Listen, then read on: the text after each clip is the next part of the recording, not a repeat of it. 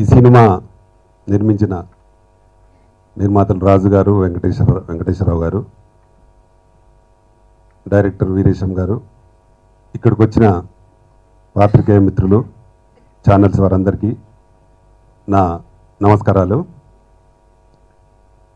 నిర్మాతలు చాలా కష్టపడి చాలా రోజుల నుండి ఒక మంచి సినిమా చేసినారు. అంటే ఈ రోజుల్లో ఒక మైథలాజికల్ మూవీని ధైర్యంగా తీసినందుకు వారిని ముందుగా నేను అభినందిస్తున్నాను. క్యారెక్టర్స్ని, కథని మనకి ఈ విజువల్స్లోనే మనకి అన్ని చూపించేశారు. ముఖ్యంగా నండూరు వీరేష్ మంచి రైటర్. మొత్తం టీం అందరికీ కూడా ఒక మంచి సక్సెస్ రావాలని చెప్పి మనస్ఫూర్తిగా కోరుకుంటున్నాను. నాకు ఇంతటి అవకాశం ఇచ్చినటువంటి మా డైరెక్టర్ గారికి మరియు ప్రొడ్యూసర్ గారికి చాలా చాలా థ్యాంక్స్. ఈ అవకాశం ఇచ్చిన ప్రొడ్యూసర్ వెంకటేశ్వరరావు గారికి, ఎన్ఎస్ రాజు గారికి, నాగేశ్వరరావు గారికి, అలాగే చౌదరి గారికి, నా పాటలు విని ఈ అవకాశం ఇచ్చిన డైరెక్టర్ గారికి, నండూరి వీరేష్ గారికి, వీళ్ళందరికీ థ్యాంక్స్. అయితే ఈ అవకాశం ఎలా వచ్చిందంటే, నేను already turbo company Suresh Babu గారిది అమ్మవారి పాటలు చేశాను. ఆ పాటల ట్యూన్స్ డైరెక్టర్ గారికి వినిపించాను. చాలా బాగుందన్నారు. దానివల్ల ఈ అవకాశం వచ్చింది.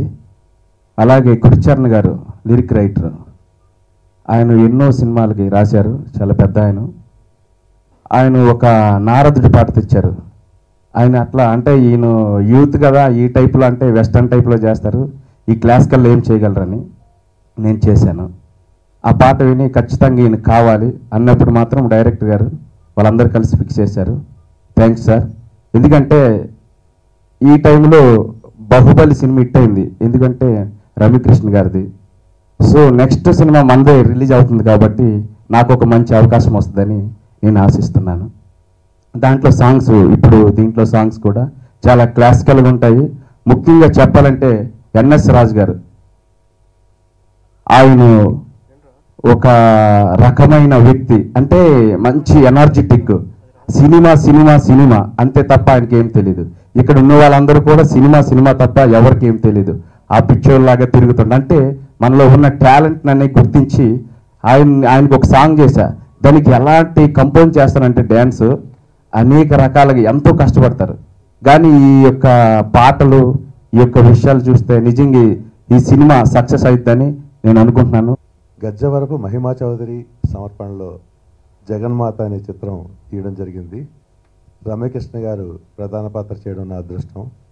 అలాగే సందీప్తి చాలా అద్భుతంగా నటించింది. ఇంకా విజయ రంగరాజ గారు, అమిత్ గారు, ఇలా చాలామంది ఉన్నారు. నాకు ఇంత గొప్ప అవకాశాన్ని ప్రొడ్యూసర్స్ ఇవ్వడం ఒక గర్వకారణం అయితే, దానికి నాకు సపోర్ట్ చేసిన నా టెక్నీషియన్స్, అంటే మేకప్ బాలరాజు గారు కానీ, కాస్ట్యూమ్స్ తిరుమల గారు కానీ, నాట రామకృష్ణ గారు, ఇలా అందరూ పేరు పేరున వాళ్ళందరికీ కృతజ్ఞతలు తెలియజేసుకుంటున్నాను.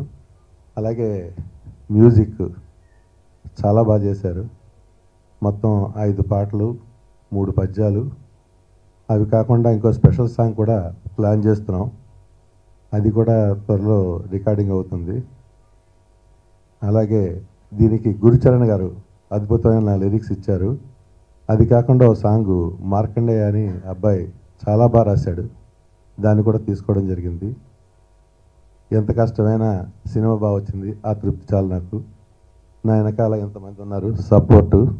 సో సినిమా డెఫినెట్గా సక్సెస్ అవుతుంది. అలాగే మీరందరూ సహకరించాలి, నాకు దాన్ని దీవించాలి. కొన్ని ఇబ్బందుల్లో ఉండగా మహిమా సోదరి సమర్పణ అంటే ప్రసాద్ గారు నాకు ఈ సినిమాకి వచ్చారు సమర్పులుగా. కానీ ఆయన వచ్చిన కానీ ఎవరిని నిద్రపోనవలేదు. సినిమా బాగా చేయాలి, మంచిగా చేయాలి, మంచిగా ప్రజల్లోకి వెళ్ళాలనే తపన చాలా బాగా నచ్చింది నాకు. వీళ్ళందరికీ నేను కృతజ్ఞతలుగా మిగిలిపోతాను. ఈ సినిమా అంటే నాకు ప్రాణం. ఈ సినిమా కోసమే చచ్చిపోవాలి, ఈ సినిమాలోనే బతకాలి అనే ఆశ నాకు ఎక్కువ ఉంది. అందుకే నేను దీన్ని వెనకాడకుండా ఇన్ని కష్టాలను ఎదుర్కొనైనా సరే ఓ గొప్ప విజయం సాధించాలి. ఆ విజయం ఈ సినిమా సాధిస్తుందనే నమ్మకం నాకుంది. కంచి పట్టు చీర కావాలంటే కాంచీపురం తీసుకెళ్ళను. ఎందుకంటే కాంచీపురమే మన దగ్గరకు వస్తుంది కాబట్టి. కాంచీపురం మన దగ్గరకా వస్తుంది.